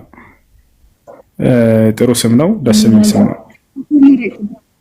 ያ ያህያ ኹذ الكتاب بقوة وآتيناه الحكم صبيا وحنانا من لدنا وزكاة وكان تقيا. من እሺ አሁን ሶላት አሰጋገድ ምናምን አስተምሪያት። እሺ እና ከእናንተ ጋር አብራት ትስገድ። እስላማዊ ትምህርቷን እንድትማር አግዟት። ግሩፕ ምናምን እናንተ ያላችሁ በግሩፕ ሁሉ አስገባትና ትማር። እሺ ሃይ ጥያቄ ያለ ይቀጥል።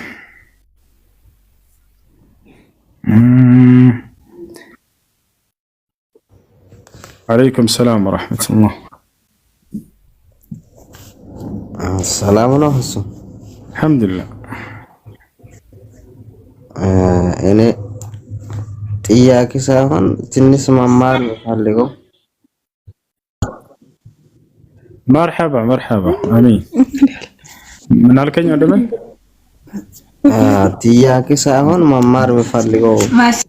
ሶላት አሁን ስንጀምር ሱረቱል ፋቲሃ እንቀራለን። ከዛ የቻልነው እንቀራለን። ከዛ በኋላ የሚደረገው ኩሹ ውዱእ ላይ ዝቅ ከፍ ደግሞ ሱጁድ ላይ የሚደረገው ነገሮች በብዛት ማወቅ ፈልጌ ነው።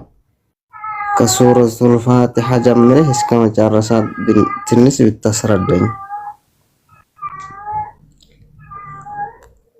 በአቅራቢያ ጓደኛ ምናምን አታገኝም የሚያስተምርህ? የአንድ ጊዜ ትምህርት ብቻ አይደለም ወንድም፣ ጽፈው ይስጡና ሸምድዳው ያዘው። አታገኝም ጓደኛ? ችግር የለም ፈልጋለሁ።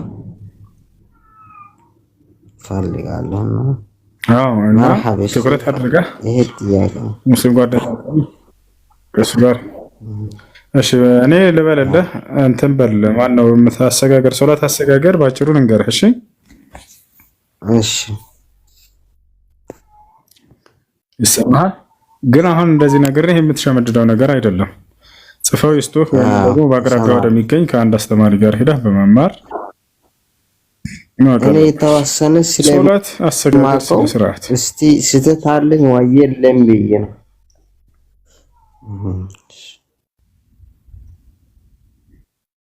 እሺ ሶላት በመጀመሪያ ከአምላክህ ከአላህ ጋር በመነጋገር የምትፈጽመው የአምልኮ ስርዓት ነው። ከአምላክህ ጋር የማውራት ስርዓት ነው ሶላት ብሎ ማለት። ነቢያችን ሰለላሁ ዐለይሂ ወሰለም ሐዲስ ላይ ሲናገሩ ኢዛ ቃመ አልዐብዱ ዩሰሊ ፈኢነማ ዩናጂ ረበሁ ፈልየንዙር አሐዱኩም መን ዩናጂ አሉ። አንድ ባሪያ ሶላት ለመስገድ በሚቆም ጊዜ ከጌታው ከአላህ ጋር ንግግር እያደረገ ነው። ማንን እያናገረ እንደሆነ የሚያስተውል አሉ። ትኩረቱን ወደ አላህ ያድርጋሉ። ስለዚህ ሶላት ብሎ ማለት አምላክ አላህ ሱብሓነሁ ወተዓላ ጋር እየተነጋገርክ እርሱን የምታመልክበት የሆነ የአምልኮ ስርዓት ነው ማለት ነው። ስለዚህ ወደ ሶላት ለመግባት በሚፈልግ ጊዜ ሰውየው ውዱ ያደርጋል። ስለ ውዱ አደራረግ ታውቃለህ። አላህ ይህም በቁርአን ላይ ማስረጃ ሲናገር ምን አለ? ያ አዩሃ አለዚነ አመኑ ኢዛ ቁምቱም ኢለ ሶላቲ ፈግሲሉ ውጁሃኩም ወአይዲየኩም ኢለል መራፊቅ ወምሰሑ ብሩኡሲኩም ወአርጁለኩም ኢለል ከዕበይን ወኢን ኩንቱም ጅኑበን ፈጠሀሩ እያለ ይናገራል። እናንተ ያመናቸው ሰዎች ሆይ ሶላትን ለመስገድ በምትፈልጉ ጊዜ ይልና ከዚያ ስለ ውዱ አደራረግ ይናገራል። ውዱ አደራረግ ተማር። የውዱ አደራረግ ታውቃለህ አይደል? ማን ነው ስምህ ወንድሜ? ውዱ አደራረግ ትችላለህ? ውዱ አደራረግ ውዱ ላይ ደግሞ መጣየት ፈልገው እሺ ውዱ ላይ ውዱ ካደረግክ ሶላት ለመስገድ በምትሄድ ጊዜ ማድረግ ይቻላል። ትችላለህ? አዎ አንዳንድ ጊዜ ማድረግ ይቻላል። ሁለት ማድረግ ይቻላል። ሶስት ማድረግ ይቻላል። አንድ ነብዩ ሰለላሁ ዐለይሂ ወሰለም ሱሐባ ሲናገር ካነ ነብዩ ሰለላሁ ዐለይሂ ወሰለም የተወደኡ መረተን መረተን ወሰላተን ብሎ ተናግሯል። የአላህ መልእክተኛ ነብዩ ሰለላሁ ዐለይሂ ወሰለም አንዳንድ ጊዜ ውዱ ያደርጉ ነበር፣ ሁለት የሚያደርጉ ነበር፣ ሶስት የሚያደርጉ ነበር ብሎ ገልጾታል። ስለዚህ ትችላለህ።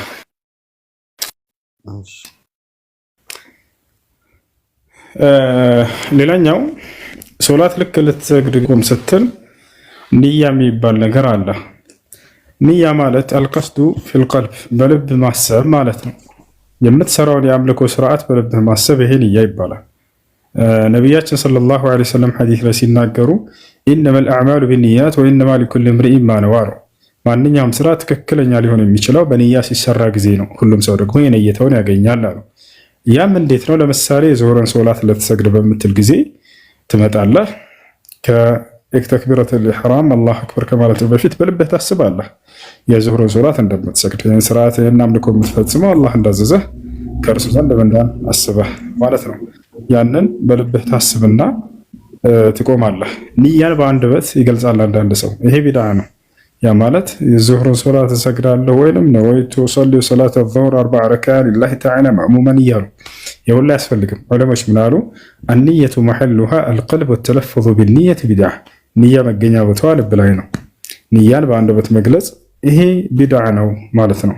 ማለት ነብዩ ሰለላሁ ዐለይሂ ወሰለም ሰሃቦች ያልሰሩት የሆነ ተግባር ነው። ከዚያ በኋላ ተክቢረቱል ኢህራም የመጀመሪያው አላሁ አክበር ብለህ ትጀምራለህ። ያ ተክቢራ የመጀመሪያው ተክቢረቱል ኢህራም ተብሎ ይጠራል። ምን ማለት ነው?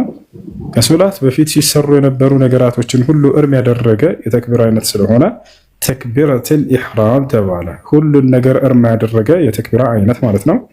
ሁሉን ነገር ማለት ከሶላቶች ስትሰራቸው የነበሩ መብላት፣ መጠጣት፣ ከሰዎች ጋር ማውራት ምናምን ይህ ሁሉ እንዳለ ይቋረጣል። ይዛል አላሁ አክበር ካልክ በኋላ ዱዓ አልእስቲፍታህ የሚባል አለ። የሶላት መክፈቻ ዱዓ ማለት ነው። እርሱ ምንድነው? ሱብሃነከ አላሁመ ወቢሐምዲከ ተባረከ እስሙከ ወተዓላ ጀዱከ ወላ ኢላሃ ገይሩክ። ይሄ ነው። ይህን ማለት በሶላት ላይ ያለው ደረጃ ምንድነው? ሱና ነው። ያለው ሰው ምን ያገኛል? ያላለው ሰው ሶላቱ ውድቅ አይሆንበትም፣ ምንም አይነት ጎደሎ አይሆንበትም ማለት ነው።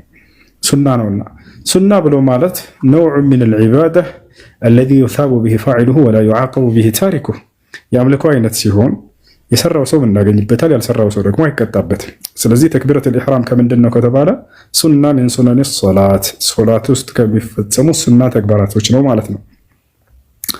ትርጉሙ ምንድን ነው የሚለውን ስንመጣ ጊዜ ከመጀመሪያው ጀምረን አላሁ አክበር ማለት የመጀመሪያው አልተናገርንም። ሱና ትርጉሙም አላህ አክበር ሚን ኩሊ ከቢር ማለት ነው። ታላቅ ተብለው ከሚታሰቡ ነገራቶች ሁሉ ታላቅ ነው እርሱ ዛተን ወሲፈተን በማንነቱም በምንነቱም እርሱ ከሁሉ ነገር በላይ ታላቅ የሆነ አምላክ ነው። ገብታችኋል? እርሱን የሚስተካከል ማንም የለም። ይህ ነው። እሺ ነቢያችን ሰለላሁ ዐለይሂ ወሰለም ቀጥለው ያንን ዱዓ ማድረግ እንዳለብን ተናግረዋል ማለት ነው። እሺ አላሁ አክበር ካላችሁ በኋላ ዱዓ ልስቲፍታህ ትላላችሁ። ሱብሓነከ አላሁመ ወቢሐምዲከ ወተባረከ እስሙከ ወተዓላ ጀዱከ ወላ ኢላሃ ገይሩክ ትላላችሁ። ጌታችን አምላካችን አላህ ሆይ ጥራት ይገባ እያላችሁ ነው። ምስጋና ለአንተ ይሁን እያላችሁ ነው። አላመጣልን ወተባረከ እስሙከ ስምህም የተባረከ ይሁን ወይንም የተባረከ ነው ስምህም ማለት ነው። ወተዓላ ጀዱከ ወላ ኢላሃ ገይሩክ ክብርና ልቅናህም ከፍ ያለ ነው ከአንተ ውጭ ሌላ አምላክም የለም እያላችሁ ነው ማለት ነው። የሶላት ስትጀምሩ ጊዜ የሶላት መክፈቻ ዱዓ ወይንም ጸሎት ይባላል። ከዚያ በኋላ አዑዙ ቢላሂ ሚነ ሸይጣን ረጂም ትላላችሁ። ከዚያ በኋላ ቢስሚላሂ ረሕማን ረሒም ትላላችሁ። ከዚያ በኋላ ሱረቱል ፋቲሓን መቅራት ጀምራላችሁ ማለት ነው። አልሐምዱሊላሂ ረቢል ዓለሚን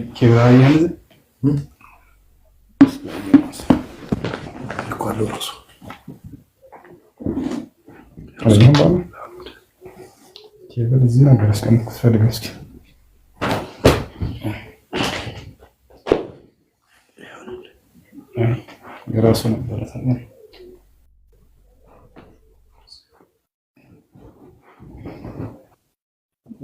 ያስገቡት ሆናችሁ ነው።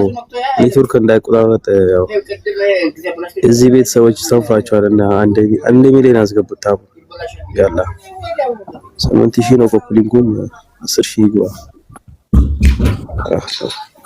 ውሱ ካልሞላ እንዴ ሞዴሬተር ብስጠኝ መዘ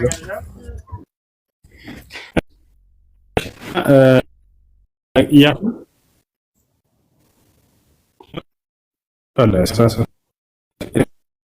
እኛ ምንድነው ከዚያ በኋላ ሱረቱል ፋቲሓን ትቀራለህ። ከዚያ ትቀራለህ ማለት ነው።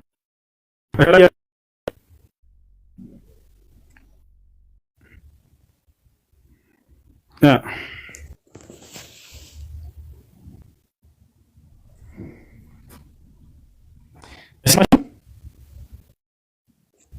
ጥያቄ ያለው አለ?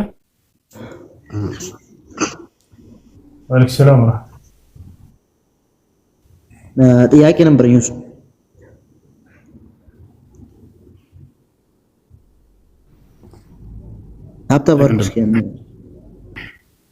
በስራ አጋጣሚ የሆነ ቦታ ነበርኩና ማለት ነው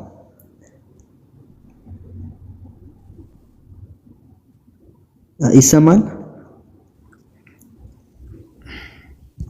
እኔ ነው የሚቆራረጠው። ልጆች አይሰማም ይቆራረጣል እያሉ ነው። በቃ ለዝጋ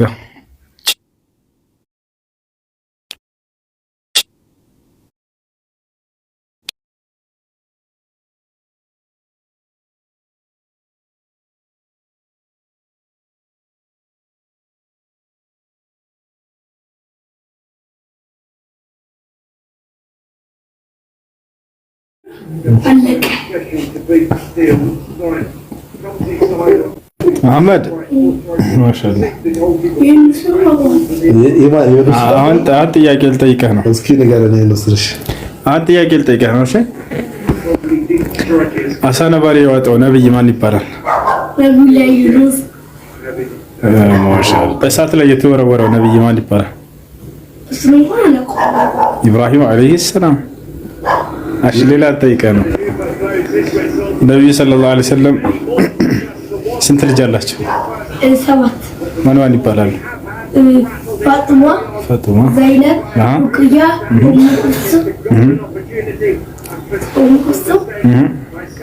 በቃ እሺ። አይሻ የነብዩ ሰለላሁ ዐለይሂ ወሰለም ልጃቸው ነች? ሚስታቸው? ኸዲጃ ግን የነብዩ ሰለላሁ ዐለይሂ ወሰለም ልጅ ናት። ልጃቸው አይደለችም? ሚስት ናት።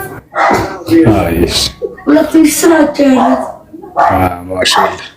ጅብሪል ምንድን ነው? ጅብሪል ሰው ነው መላእክት? እሺ ጌቹ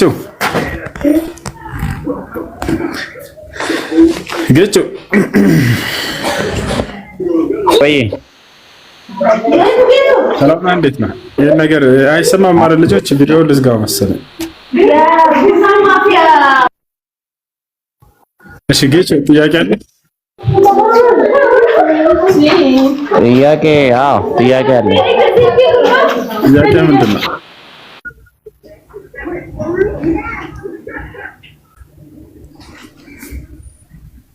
እሺ ከተሰማ እንግዲህ አሁንስ ቪዲዮ ልክፈተው። ሲዘጋ ዝጋው በሉኝ። እሺ ጥያቄ ምንድን ነው?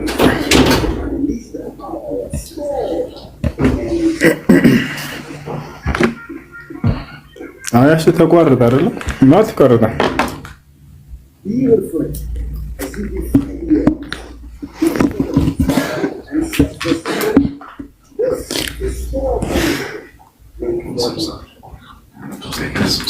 قالوا لقد علمت ما لنا في بناتك من حق وإنك لتعلم ما نريد قال لو أن لي بكم قوة أو آوي إلى ركن شديد.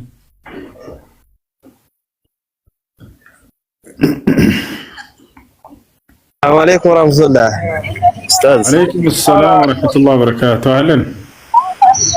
الحمد لله. عندنا الله الحمد لله. ታብ አድርጉ። በደምብ ጥያቄ ያላችሁ ግቡ። ቪዲዮን ፖስት ያለው የመልስ የሚሆን ቪዲዮ ፖስት ያለውና ባረካላሁ ፊኩም ገብታችሁ የመጀመሪያውን ቪዲዮ ሼር አድርጉት። ቁርአን ያለ ቃል አይደለም የሚል እንትን ተነስቶ መልስ ሰጥቼበታለሁና ጀዛኩሙላሁ ኸይር። ቪዲዮ ብታወራም ችግር የለውም ኡስታዝ። ኔትወርክ ዛሬ አሪፍ ነው። እየተቋረጠ መሰለኝ።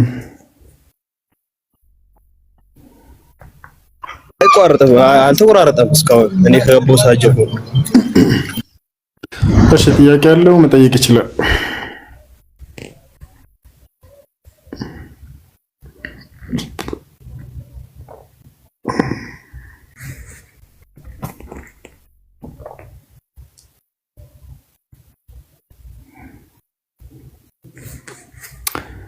ያ ሰላም ያ ሰላም ያ ሰላም።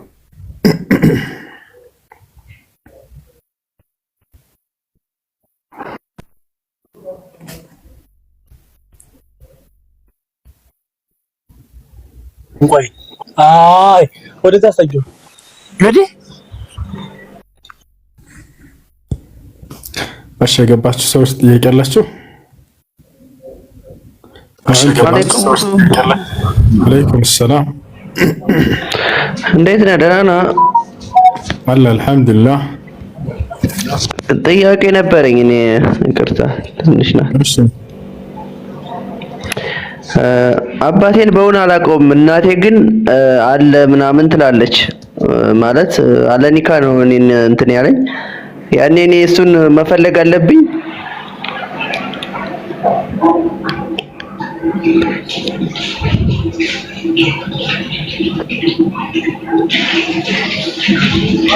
ምን አልከኝ?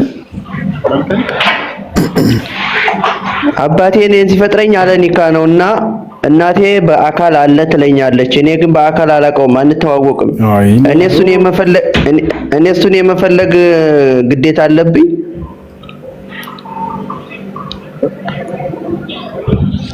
ምን አልከኝ? አይሰማም፣ ይቆራርጣል።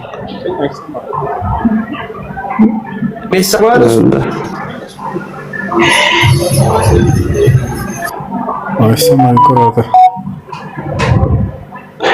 አሁንስ አይሰማም? አሁን ይሰማል። ቀጥል። እኔ አባቴን አላውቀውም በአካል ማለት ነው እና እናቴ አባትህ አለ ትለኛለች። እኔ እሱን የመፈለግ ግዴታ አለብኝ። ያኔ አለ ኒካ ነው እኔ የተፈጠርኩት ማለት ነው።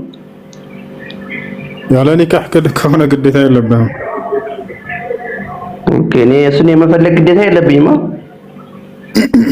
አዎ፣ ያ ካድ አባት ሊባልም አይችልም። አባት ሊባል የሚችለው እንደ ኢስላም ሸሪዓዊ የሆነ ኒካህ አድርጎ ሲወልድ ጊዜ ነው። በዝሙት የወለደ ሰው የአባትነት መጠሪያ የለም። ነቢያችን ሰለላሁ ዐለይሂ ወሰለም ላይ አልወለዱ ሊልፍራሽ ወሊልዓሂር አልሐጀር ብለዋል። ልጁ የሚገባው ሸሪዓዊ በሆነ ኒካህ አድርጎ በፍራሹ ላይ የወለደ ሰው ነው። ስለዚህ ያለ ኒካህ የወለደ ሰው የአባትነት መጠሪያ የለም። አይ አይደል? ኢንሻአላህ ሌላ ጥያቄ ነበረኝ ልጨምር፣ ይቅርታ አውፍ በለኝ። ቀጥል። ሁለት ወንድማማቾች ሁለት እህትማማቾች ቢጋቡ በእስልምና እንዴት ይታያል? ችግር የለውም። ዝምድና እስከሌላቸው ድረስ ችግር የለውም። አንተና ወንድምህ ሌላ ሁለት እህትና እህት የሆኑ አንተ እሷ አንዷን ቢያገባ ችግር የለውም። የሚከለክል ነገር የለም። ጀዛኩሙላህ አላህ ይስጥልኝ።